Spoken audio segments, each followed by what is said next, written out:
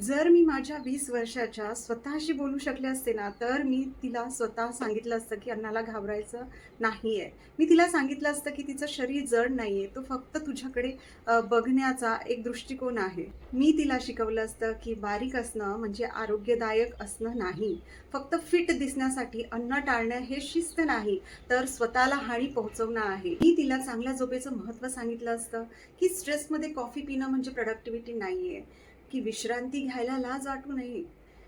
मी तिला हॉर्मोन्सबद्दल सांगितलं असतं, पिरियड्सबद्दल सांगितलं असतं, की मूड स्विंग म्हणजे काही ड्रामा नाही, ते शरीराचे सिग्नल्स आहेत, की क्रेव्हिंग्स म्हणजे कमजोरी नाही.